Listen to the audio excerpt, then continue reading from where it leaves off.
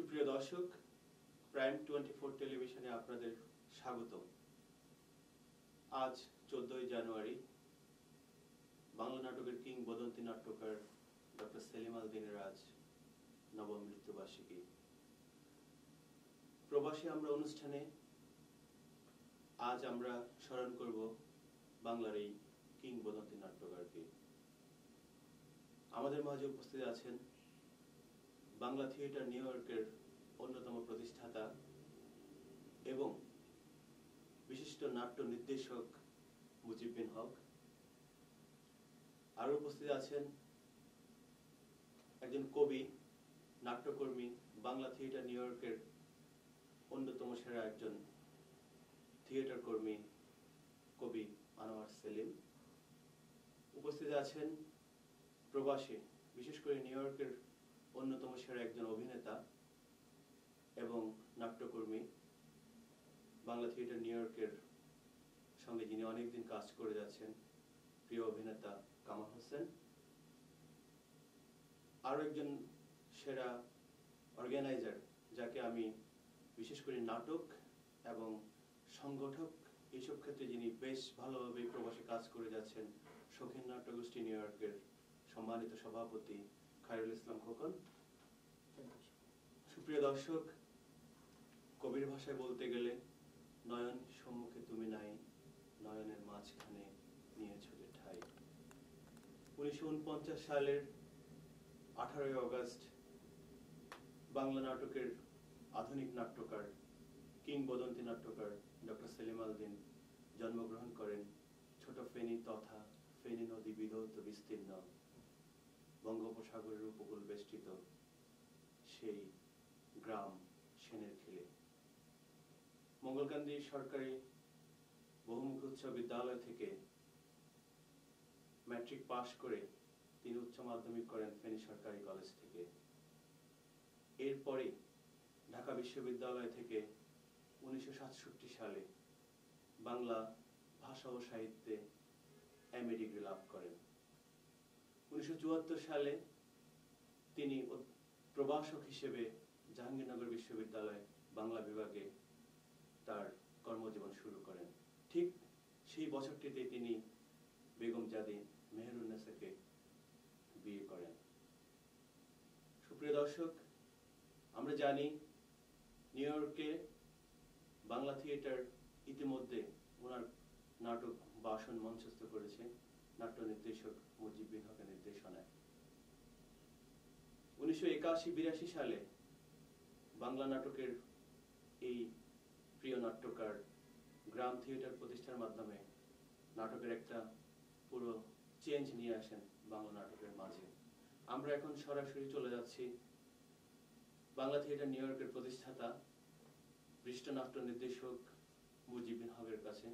বিশেষ করে তিনি ছিলেন ডক্টর সেলিম আল দীনের সেই শৈশব জীবনের বন্ধু। ফেনী সরকারি কলেজে তারা একসাথে পড়ালেখা করেছেন এবং তিনি একজন ঢাকার যেসব নাট্য অঙ্গন ছিল সেই থিয়েটারের অন্যতম একজন সেরা কর্মী ছিলেন এই মুজিব বিন হক। আমরা এখন আলোচনা পর্বে প্রথমে মুজিব বিন হকের কাছে আমরা জানতে চাইব ডক্টর সেলিম আল দীনকে তিনি কিভাবে দেখেছেন এবং তার নাটক কিভাবে বাংলা ভাষা এবং বাংলা সাহিত্যে এই আধুনিক রূপ নিয়ে আসে, সেই বিষয়ে তিনি দর্শকদের উদ্দেশ্যে বিস্তারিত আলোচনা করবেন। প্রিয় দর্শক, প্রাইম 24 টিভিকে আমার আন্তরিক ধন্যবাদ। আজকের এই সেলিম আল দীন স্মরণ সভা বা স্মরণ, যে আমরা স্মরণ করতে যাচ্ছি সেলিম আল দীনকে, আমরা সেলিম আল দীনের মৃত্যুর দিনটাকে স্মরণ করতে যাচ্ছি এবং এই আয়োজন করার জন্য আমার আন্তরিক ধন্যবাদ রয়েছে। আমি সেলিম আল দীন যেমন ফেনীর ছেলে, আমিও তেমনি ফেনীর ছেলে। যেটা সেলিম আল দীনের ভাষায় হাত হদাইতে আছে হেনি। আমরা যারা শহরিক হয়েছি, শহরে বড় হচ্ছি, তারা অবশ্য শুদ্ধ করে বলার চেষ্টা করি। সেলিম আল-দ্বীনের পূর্ণ জীবনে যাওয়ার আগে সেলিম আল-দ্বীনের কথাটা দিয়ে আমি শুরু করি। এভাবে সে আরেকজন বিখ্যাত কবি কে সম্মান জানাতে গিয়ে সে বলেছে যে আমাদের দিনগুলো খুব দ্রুত খসে যায়, পূর্ণিমা এসে অমাবস্যার কাছে কখন ধরা দেয় এবং তার জানালায় এসে কখন শিখ ধরে দাঁড়ায় আমরা নিজেরাই বুঝতে পারি না। এই যে স্মৃতিবাহিত নিত্য জীবন, এই জীবন আমাদের কাছে সবসময় একটা সঞ্চারণী হয়ে আমাদের কাছে ধরা দেয়। তাকে কখনো কখনো জানাতে হয় অনুধ্যানে আহ্বান। এরকম তন্ত্র, এবং এটা হচ্ছে তন্ত্র এবং সাধকের মন্ত্র। কবি মাত্রই, তিনি বলেছেন, কবি মাত্রই কিন্তু পিশাচ সিদ্ধ, তা নইলে উদ্দিষ্ট নারী পুরুষেরা তার কাছে আসে কি করে। এটা খুব বিস্ময়ের ব্যাপার। সেলিম আল-দ্বীন ব্যক্তিগতভাবে একজন নারী বিদ্বেষী ছিলেন না, বরঞ্চ একজন নারীর প্রতি ভালোবাসায় আপ্লুত ছিলেন সবসময়। আমি সেলিম আল-দ্বীনকে একটু আগে আপনারা জানলেন যে আমি শৈশব থেকে তাকে জানি। তিনি যখন কবিতা চর্চা করছেন, দৈনিক বাংলার সিঁড়ি ভাঙছেন, তার কবিতা আহসান হাবিবের টেবিলে যাচ্ছে আর রিজেক্ট হচ্ছে একটার পর একটা। তিনি রাত দিন খেটে খেটে কবিতা লিখছেন আর সেটা রিজেক্ট হচ্ছে। আমার মনে আছে ফেনীতে একটা সিনেমা হল এখনো আছে কিনা আমি ঠিক জানি না, ওটার নাম হচ্ছে সুরত মহল। এখনো আছে। সুরত মহলের সামনে আমরা তখন বিকেলের আড্ডাগুলো আমাদের হতো, ওখানে অনেকগুলো চায়ের দোকান ছিল। সেখানে বসে আমার হেডিংটা এখনো মনে আছে, থুতু নামে একটি কবিতা লিখেছিল। আমরা অবশ্য তখন খুব হাসাহাসি করেছি। যদিও জীবনানন্দ পড়ছি, কিন্তু জীবনানন্দের মধ্যে যে চর্চা সেটা আমাদের মধ্যে তখনও কিন্তু আসে না। আর সেলিম কবিতা লিখছে প্রায় নিবিষ্ট ভাবে। আমরা সেই কবিতা পড়ছি, তার কাছ থেকে সিঙ্গারা খাচ্ছি এবং আমরা আবার হাসছি। কিন্তু পরবর্তীকালে সেলিম ঢাকায় আসে। ঢাকায় এসে তার আরেক ধরনের সংগ্রাম শুরু হয়। সেখানে কবি আবুল হাসান, সাজ্জাদ কাদি, এর পাশাপাশি এদের সাথে তার মেলামেশা শুরু হয় এবং দৈনিক বাংলায় রীতিমতো যাতায়াত শুরু হয় এবং কবিতা চর্চা। সেই সেলিম পরবর্তীকালে যে যে যে সময়টার কথা আমি বলছি, সেই সময় আমরা দেশ স্বাধীন হয় এমন একটা সময় সেলিম ঢাকা, তখন আমার মনে আছে টাঙ্গাইল থেকে তখন ঢাকায় এসেছিল এবং সেটা স্বাধীনতা পরবর্তী সময়। আমরা তখন ঢাকায় শরীফ মিয়ার ক্যান্টিন এবং কিছুটা আমরা প্রায় অন্য জায়গায় যেতামই, আমাদের আড্ডাই ছিল শরীফ মিয়ার ক্যান্টিন এবং টিএসসি। সেখানে সেলিম, আমরা তখন আমাদের সাথে আরেকজন কবি ছিলেন, সেটা হচ্ছে ফরহাদ মাজার। ফরহাদ মাজার আমাদেরকে উৎসাহিত করলেন যে আমাদের কাজগুলো আমরা নাটকে করি না কেন। সেলিম উৎসাহিত হয়ে আমাদের জন্য একটি নাটকের খসড়া তৈরি করে দিলেন এবং সে নাটকটি অবশ্য প্রথম আমরা করি এবং সেটা বহুবচনেই করে তার নাটক। পরবর্তীকালে সে তার পথ পরিক্রমায় সে ঢাকা থিয়েটারকে পায় এবং ঢাকা থিয়েটারের সাথে সে জড়িত হয়ে যায় এবং ঢাকা থিয়েটারের জন্যই সে ক্রমাগত নাটক লিখে যায়।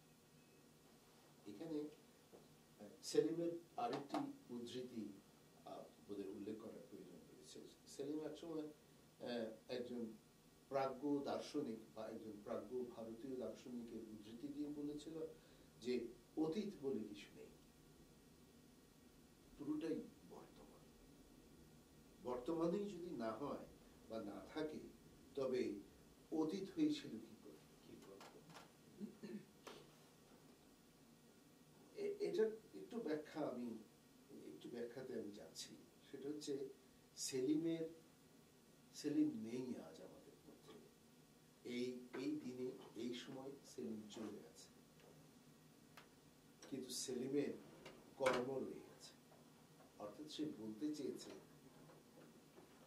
মানুষের, প্রাজ্ঞ মানুষের বা যিনি শিল্পী মানুষ, তার কখনো অতীত থাকে না, সে সবসময় তার বর্তমান থাকে। অর্থাৎ আজকে আমরা তার সম্পর্কে কথা বলছি, তার নাটক করছি এবং আমরা সবাই তার প্রতি সম্মান জানাচ্ছি।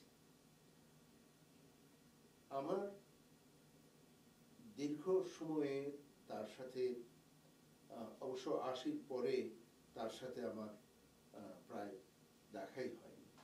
৯০-এর দিকে আমি বিদেশ থেকে যখন ঢাকা যাই তখন তার সাথে আমার একটা কথা হয়েছিল যে ঢাকাকে নিয়ে আমরা একটি সিরিয়াল তৈরি করব। এবং আমার সাথে ৮০ সালের দিকে, ৮০ সালের মাঝামাঝি সময়ে কথা হয়েছিল যে আমরা তার নীলাভ পাঠ, আতর আলীদের নীলাভ পাঠ নামে তার একটি পাঠ নামে তার একটি নাটক আছে, যে নাটকটি হয়নি কখনো, এখনো মঞ্চস্থ হয়নি, এবং মঞ্চস্থ হলে হতে পারে, আমার ঠিক এর মধ্যে আর ধারণা নাই, তবে আমি যতটুকু জানি হয়নি। সেটা সে পুনর্লিখন করবে এবং আমরা ৯০-এর মাঝামাঝি সময় থেকে আমরা ঢাকার উপরে একটি গল্প এবং ডকু মিলিয়ে কাজ করব। কিন্তু আমাকে আবার আমেরিকায় চলে আসতে হয় এবং আমার ফিরে যাওয়াটা খুব কঠিন হয়ে যায় এবং এই জায়গাটা একটা গ্যাপ থেকে যায়। এর পরবর্তীকালে অবশ্য আমি বাচ্চুর সাথে যোগাযোগ করেছিলাম, তার সব নাটকেরই প্রায় পরিচালক ইউসুফ বাচ্চু। আজকে ঢাকায় এবং গতকালকেও ঢাকায় তার নাটক মঞ্চস্থ হয়েছে, তাকে নিয়ে আলোচনা হয়েছে এবং হচ্ছে, আরো হবে। এর মূল জায়গাগুলোতে, অর্থাৎ বাংলা নাটকে যে, আমি আর একটু অন্যভাবে বলি যে রবীন্দ্র পরবর্তী সময়ে বাংলা নাটকে সবচেয়ে শক্তিশালী নাট্যকার সেলিম। এই কথা যেমন আমরা খুব গর্বের সাথে বলি, এই কথা যেমন আমরা, এটা কোনো স্মরণ নয়, এটা সত্যি, এটা কিন্তু অতীত নয়, এটাই হচ্ছে বর্তমান। এবং এই বর্তমানগুলোকে যখন আমরা স্বীকার করি, আমাদের মধ্যে নিয়ে আসি, তখন কিন্তু আমরা তাকে দেখতে পাই। সেলিম আল-দ্বীন আমাদের মধ্যে থেকে হারিয়ে যায়, সেলিম আল-দ্বীন আমাদের মধ্যে থেকে অতীত হয়ে যায়, সেলিম আল-দ্বীন আমাদের মধ্যে বর্তমান আছে। আমি বয়সের দিক থেকে আমি একটু বড়, আমার মাঝে মধ্যে খুব কষ্ট হয় যে আমারই তো বড় হিসেবে আমারই তো চলে যাওয়া। এবং আমাদের সবচেয়ে দুঃখের কারণ হচ্ছে যে আমাদের প্রতিভাবান মানুষগুলো খুব তাড়াতাড়ি চলে যায়। মনে হয় যে ওদের আরো অনেক কিছু বলার ছিল, দেশকে, মানুষকে, পৃথিবীকে অনেক কিছু দেওয়ার ছিল, অথচ আমরা রয়ে গেলাম, যারা দেবার ছিল তারা চলে গেল। তবে আমরা যা পেয়েছি সেলিমের কাছে, এটাই যদি সঠিক, যেমন রবীন্দ্রনাথকে আবিষ্কার করার জন্য আমাদেরকে একজন সমুদ্রের জন্য অপেক্ষা করতে হয়েছে, সেলিম আল-দ্বীনকে আবিষ্কার করার জন্য শুধু ইউসুফ বাচ্চু আমার মনে হয় না enough। আমাদের আরো একজন কৃতি, আরো বড় কৃতি পরিচালক বা প্রয়োগ কর্মী প্রয়োজন। আমরা শুধু এর মধ্যে বাসন নাটকটি করেছি এবং এটা হচ্ছে আমাদের প্রবাসে একটা প্রথম প্রচেষ্টা। এর আগে অবশ্য কীর্তনখোলা নাটকটি হয়েছে, কিন্তু আমাদের যে অর্থাৎ লিমিটেশনস আমরা যেটাকে বলি, আমাদের এই লিমিটেশনস গুলো আমাদেরকে অনেক সময় তার নাটকের যে ব্যক্তি, যে মানুষগুলো সারা পৃথিবীর মানুষগুলোকে, সারা পৃথিবীর মানুষের দুঃখগুলোকে যেভাবে তিনি দেখেছেন এবং আমাদেরকে দেখাতে চান সারা পৃথিবীর মানুষকে, সেভাবে আমরা হয়তো পারি না। কিন্তু আমার বিশ্বাস বাসনের পরে আমরা কেরামত মঙ্গল নিয়ে আমরা কথা বলছি, আশা করছি যে আমরা কেরামত মঙ্গল নিয়ে আর একটু এগিয়ে যেতে পারবো এবং পরবর্তীকালে আমার ধারণা যে আরো কাজ হবে সেলিমকে নিয়ে অনেকেই কাজ করতে চায় না, চাচ্ছে না। এর কারণ হচ্ছে সেলিমকে বুঝতে হলে যে সেলিমের কথার মধ্যেই আছে যে আমার নাটক, আমার চরিত্র যদি বুঝতে হয় তাহলে পড়তে হবে, জানতে হবে, এবং সেই জানার সীমাবদ্ধতা কিন্তু নেই। ইতিহাস, বিজ্ঞান, দর্শন সবকিছু নিয়েই সেলিমের নাটক। আজকে শুধুমাত্র বলা হয় যে গ্রাম থিয়েটারকে নিয়ে সেলিম প্রচুর কাজ করেছে। আমি মনে করি না যে সেলিমকে শুধু গ্রাম থিয়েটার বা একমাত্র থিয়েটারের মধ্যে সীমাবদ্ধ রাখা যাবে। সেলিম তিমি মাছ খুব পছন্দ করত।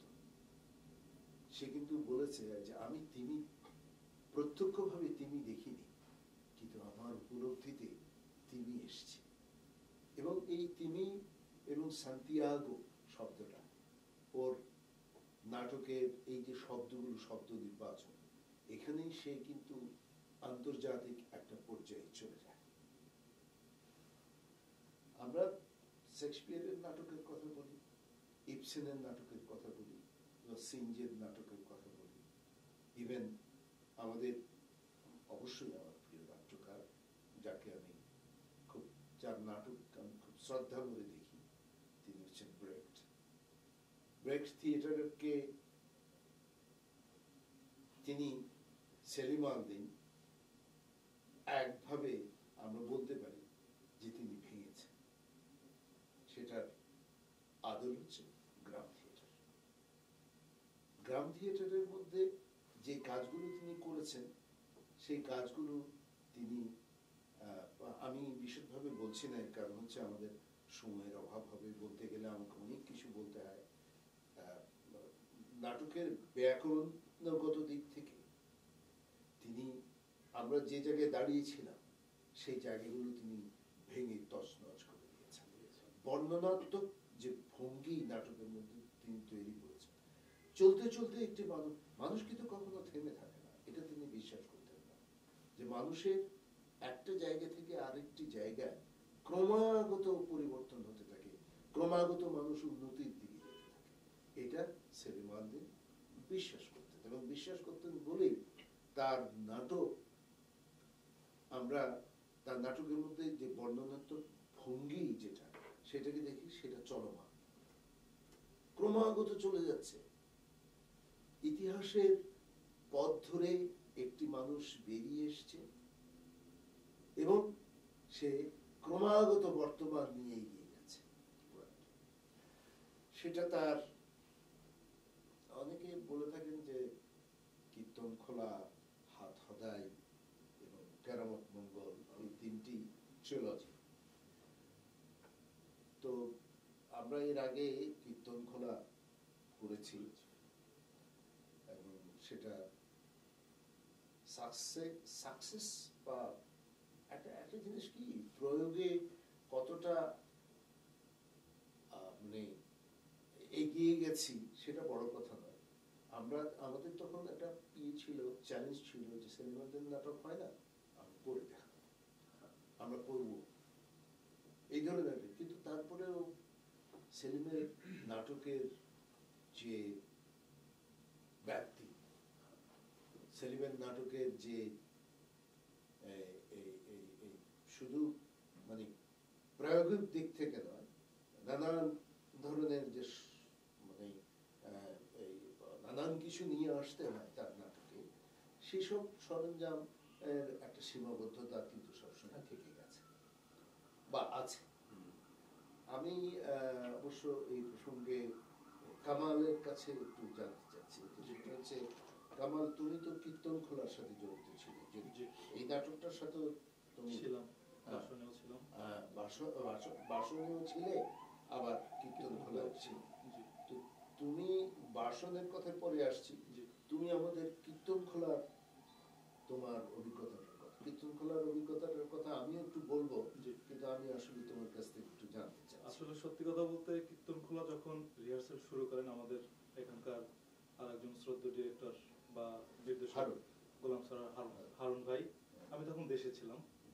দেশ থেকে যখন ফিরে আসি, আসার পরে তখন হারুন ভাই আমাকে দেশে কল করে বলেছিল যে আমরা একটা কাজ শুরু করেছি, তুই তাড়াতাড়ি আয়, তোর একটা ক্যারেক্টার আছে। তো আমি ফিরে আসি, আসার পরে উনি খুব হতাশ হয়ে গেলেন। আমি আসার মানে আসতে আসতেই রিহার্সাল বন্ধ করে দিলেন কোনো কারণে। তারপর আসার পর একদিন বললেন যে না, এভাবে হয় না, কারণ আসলে ওই যে আপনি বলছেন আর কি, আমরা প্রবাসে তো আসলে নাট্যকর্মী খুব বেশি নাই, খুবই সীমিত, কিন্তু কীর্তনখোলার চরিত্র বা ক্যারেক্টার যদি বলেন প্রায় 40টার মতো চরিত্র।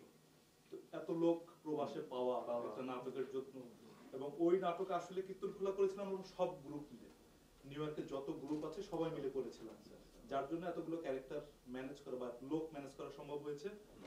তো আমি বলেছিলাম ঠিক আছে হারুন ভাই, আমি দেখছি আমি কি করা যায়। পরে আমি দায়িত্ব নিয়ে করেছিলাম। তো করতে গেলে এই যে আপনার প্রথমেই লোকগুলোকে আমার মনে আছে যে আমরা একটা রান থ্রু করতে পারিনি, যেটা নাটকের জন্য আসলে সবচেয়ে বেশি শোর আগে অন্তত 2-3টা রান থ্রু করার দরকার ক্যারেক্টারটা আনার জন্য। কিন্তু এত লোক এখানে, আমরা সবাই কাজকর্ম করি, সার্ভাইভ করি, এ সময় দিতে পারছে তো আসতে পারছে না, ও পারছে তো পারছে না, এরকম করে করে ভেঙে শোর আগে গিয়ে আমরা ওখানে একটা রান করেছিলাম 2-3 ঘন্টা আগে, স্টেজে ওঠার আগে। তাও বোধহয় শেষ করতে পারিনি। যা হোক, তারপরে সেখানে দর্শক যারা ছিল তারা বেশ প্রশংসা করেছে নাটকটির। তো কীর্তনখোলা নাটক করতে গিয়ে যেটা হয়েছে, মনে হচ্ছে একটা উৎসবের মধ্যে আছি আমরা, এত লোকজন, এত সুন্দর নাটকের যে বর্ণনা, কাহিনী বা ক্যারেক্টারাইজেশন সবকিছু মিলে একটা যাত্রার অংশ আছে, একটা মেলা হচ্ছে, এক জায়গায় মারামারি হচ্ছে, আড্ডা হচ্ছে, পুঁথিপাঠ হচ্ছে, মানে একটা নাটকের ভিতরে কি নেই, সমস্ত কিছু আছে। মনে হচ্ছে একটা উৎসব, একটা আনন্দ করেছি। এই যে কাজ করে যে মজা, এটা আসলে অন্য কারো নাটকে ওইভাবে পাওয়া যায় না। নিউ ইয়র্কের কোথায় কোথায় কোন কোন স্কুলগুলো? কীর্তনখোলা আসলে আমরা শো করেছি একটা, এটা ছিল সাউথ এশিয়ান থিয়েটার ফেস্টিভ্যালে নিউ জার্সিতে, এবং যে মঞ্চটাই আমরা করেছি ওটা হচ্ছে আপনার সমগ্র আমেরিকার ভিতরে ওয়ান অফ দা বেস্ট 5 একটা মঞ্চ, স্টেজ, সেরকম একটা জায়গা আমরা করেছি। হ্যাঁ, সেটা তো অবশ্যই, কিন্তু সবচেয়ে দুর্ভাগ্য হচ্ছে যে এই নাটকটি পরবর্তীকালে আর মঞ্চস্থ করা যায়, এবং সাধারণে অর্থাৎ বাংলাদেশিদের মধ্যে এই নাটকটি মঞ্চস্থ করা যায় নিউ ইয়র্কে। এটা খুব স্যাড দিক। কিন্তু আমরা যে নিউ জার্সির যে মঞ্চে হ্যাঁ আমরা নাটকটা করেছিলাম, সেটা একেবারে মঞ্চ উপযোগী নাটক এবং নাটক উপযোগী মঞ্চ সবই ছিল, কিন্তু দর্শক ছিল একেবারেই কম ছিল না দর্শক। না, আমি বলবো দর্শক মানে নিউ জার্সির সামান্য কয়েকজন, এবং পশ্চিমবঙ্গের যারা, আমি সবসময় বলি যে পশ্চিমবঙ্গের কিছু মানুষ আছেন যারা বাংলাদেশের নাটকের প্রতি খুব শ্রদ্ধা পোষণ করেন। নাটক তো পশ্চিমবঙ্গে খুবই জনপ্রিয়। না, অত্যন্ত জনপ্রিয়। আমি পশ্চিমবঙ্গ, কিন্তু এখানে কিছু কিছু মানুষ আছেন, হ্যাঁ, যাদের একটু না কিছু ভাব আছে। এটা প্রসঙ্গক্রমে এসে বলে আমি বলে যাচ্ছি, এটা যেমন ওরা হারুন আরেকটি নাটক করেছিল, আমার মনে আছে অনেকদিন আগে, বলদ নামে একটি নাটক করেছিল। নাটকটিও সেই ফেস্টিভ্যালেই করেছে। নাটকটি অত্যন্ত মানে সুসংগঠিত একটি নাটক এবং সুঅভিনীত একটি নাটক আমি বলবো। নাটকের মানে ওভারঅল নাটক কত ভালো সেটা আমি বলছি না, আমি বলছি যে এটা খুব মানে সুনির্দেশিত এবং মানে সুঅভিনীত নাটক ছিল। সেই নাটকটি পশ্চিমবাংলার মানুষেরা দেখেন। আমি দর্শক সারিতে বসা, যখন ওদের নাটকটি শেষ হলো ওরা কিন্তু সুরসুর করে বেরিয়ে গেল। কারো কালকে নাটকটি রোববারে হয়েছে, কালকে সকালবেলা অফিস আছে, সুতরাং এই শোতে থাকতে পারবে না ইত্যাদি ইত্যাদি, অনেকেই অনেক কৈফিয়ত দিয়ে চলে গেছে। তারপর ওই নাটকটি সেই অভিজ্ঞতার পরে আমার খুব খারাপ লেগেছে। আমি লেখালেখিও করেছিলাম যে পশ্চিমবঙ্গের এই ধরনের মানুষদের এই ধরনের না কিছু ভাব থাকা উচিত নয়।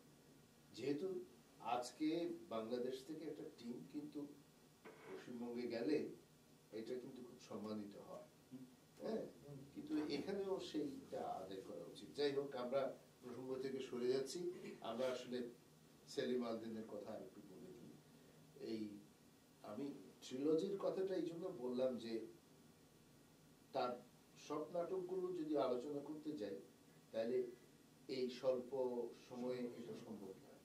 হাত হদার কথা নিশ্চয়ই তোমরা সবাই জানো যে হাত হদাই নোয়াখালীর একেবারে ফেনী নোয়াখালীর ভাষায় পুরোপুরি গ্রামীণ ভাষায় লেখা হয়েছে। মানে গ্রামীণ ভাষা বলতে আমি ফেনী এবং নোয়াখালী ওই অঞ্চলের ভাষা। এবং এটার অর্থ হচ্ছে, তুমি তো বলেছো সাত সদা, হাত হদাই অর্থ হচ্ছে। এবং এই নাটকও সেই বর্ণনাত্মক ভঙ্গি ব্যবহার করা হয়েছে। ওই নাটক আমার সবসময় মনে হয়েছে যে কীর্তন খোলার পরে ওর আরেকটা জায়গায় যাওয়া উচিত, হ্যাঁ, সেটা হচ্ছে হাত হদাই। এবং হাত হদার পরেই আমার মনে হয়েছে যে না, এইটা সেলিম আলদিন এখনো পূর্ণতা নেয়নি, আরো একটু এগিয়ে যেতে চায়। এবং তারপরেই সে কেরামত মঙ্গল নিয়ে এসছে। কেরামত এই ট্রিলজি থার্ড ওয়ান হচ্ছে কেরামত মঙ্গল। কেরামত মঙ্গল সম্পর্কে একটু কেরামত মঙ্গল সম্পর্কে একটু বলতে গেলে এভাবে বলতে হয় যে আমরা তো আগে সপ্তদোজকের কথা আমাদের জানা আছে, আমরা বলি মুসলমান যারা, হ্যাঁ, 7 দোজক। তো এটা আমার মনে হচ্ছে যে মানুষের এই যে মানুষ পৃথিবীতে যখন আসে তখন যে স্ট্রাগল করে, হ্যাঁ, এই স্ট্রাগলটাকে প্রায় মানে দোজকের পর্যায়ে নিয়ে যাওয়া হয়েছে। মানে এই স্ট্রাগল, কেরামত মঙ্গলের যে স্ট্রাগল, বেঁচে থাকার যে স্ট্রাগল, এবং সে কিন্তু বেঁচে থাকছে, সমস্ত কিছু তাকে পুড়ছে, যাচ্ছে, ফেলে দিচ্ছে, মারছে, মার খাচ্ছে, বাজারে মার খাচ্ছে, তারপরেও সে কিন্তু বেঁচে যাচ্ছে জায়গাতে। অবশ্য সচরাচর সেলিম আলদিনের যেটা সে করে, তার সংলাপ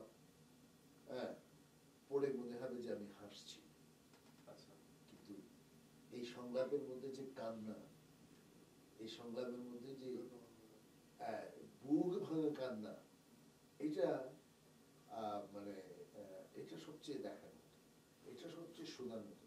you just listen it, you realise যে এখানেই আমি কিন্তু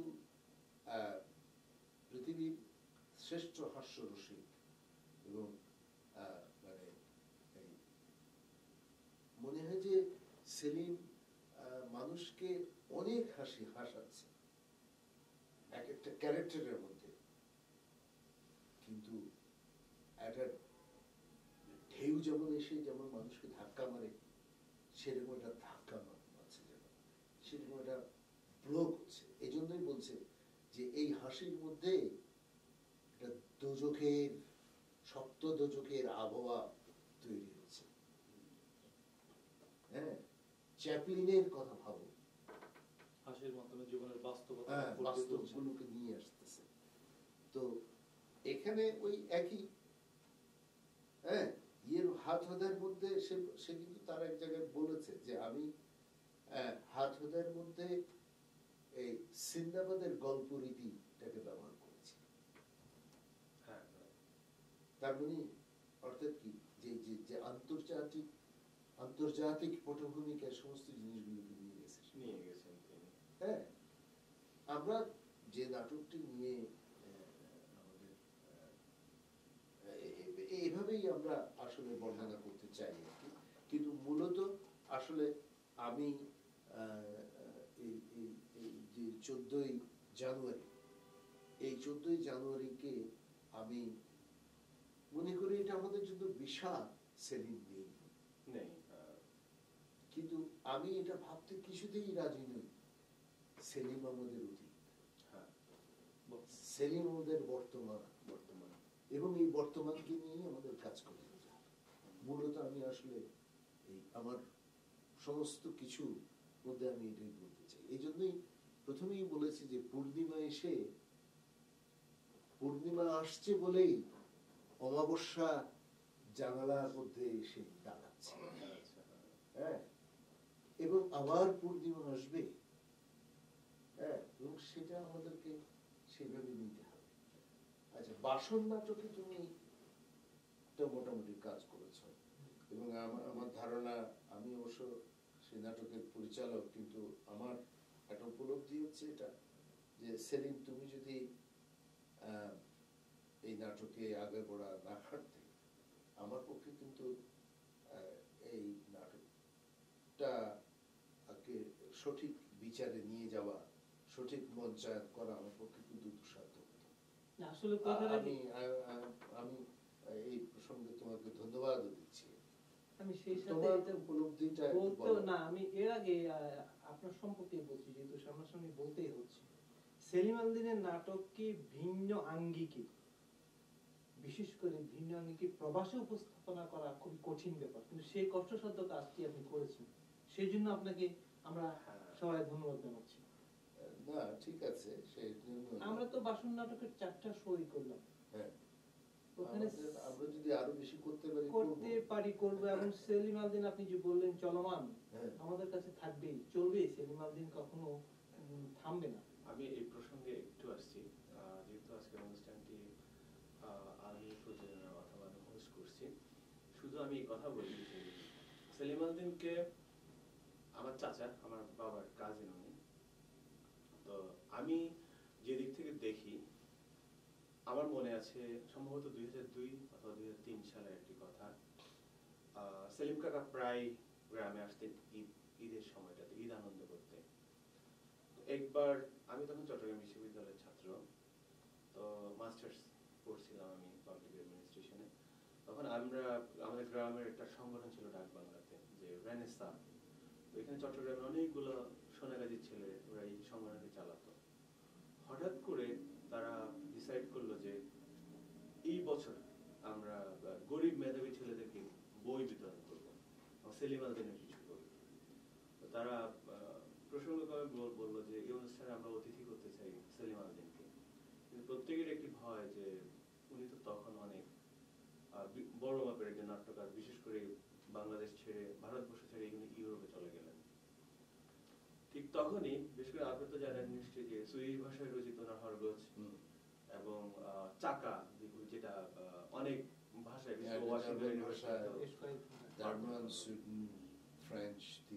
তখন আমি যেহেতু আমি ওনার বাড়িরই একজন ছেলে, তারা আমাকে বললো যে তুমি কি করতে পারবা ওনার সাথে।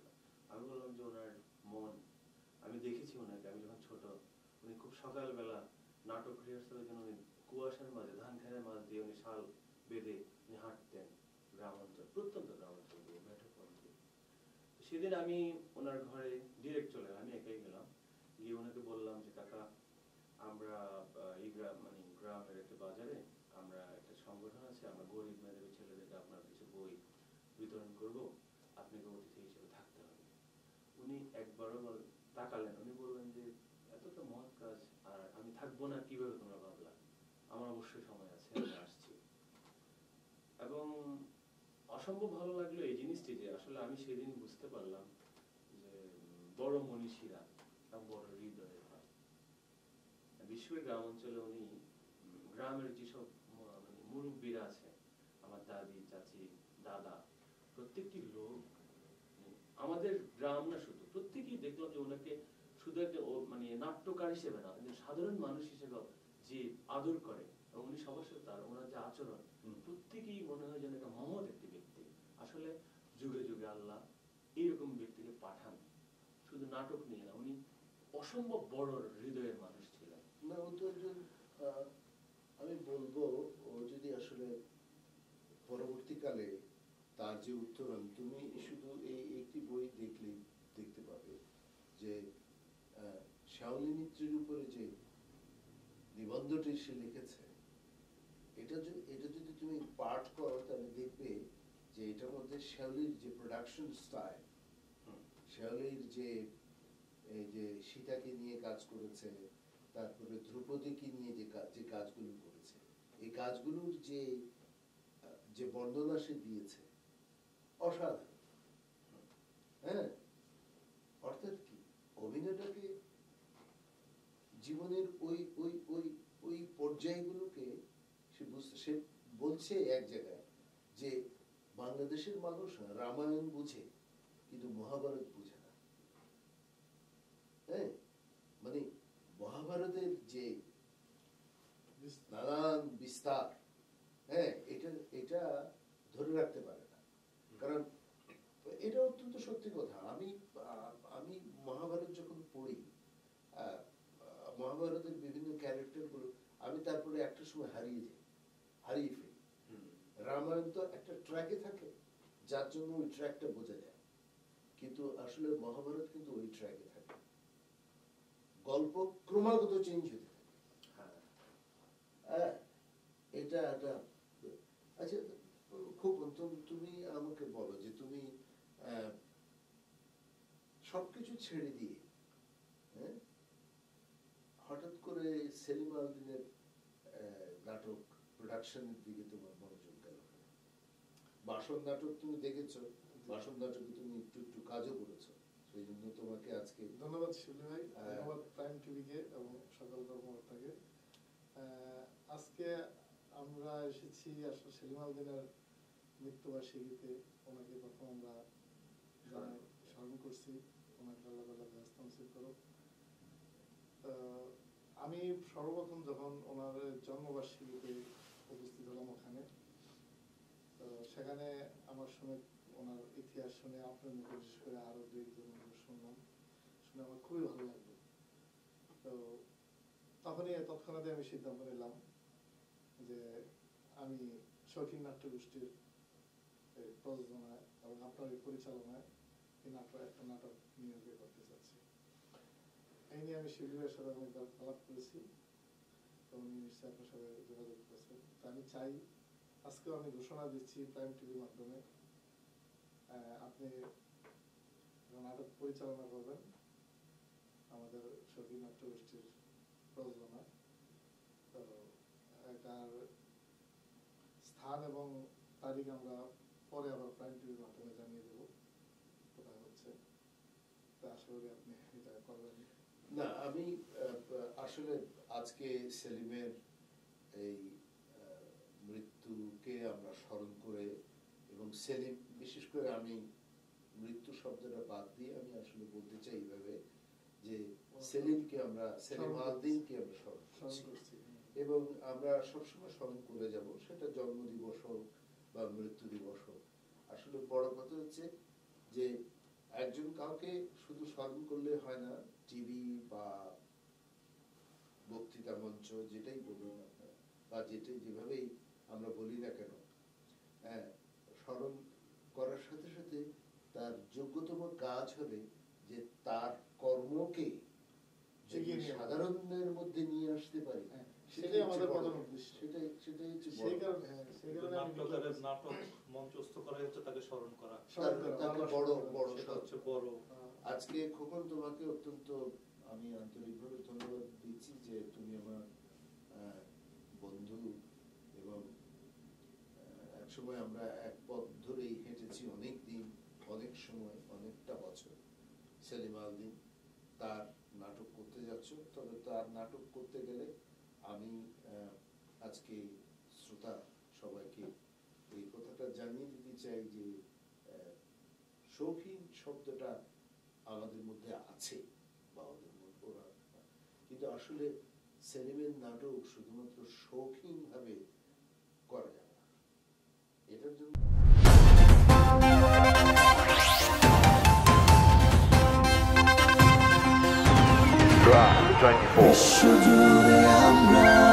বিশ্বজুড়ে আমরা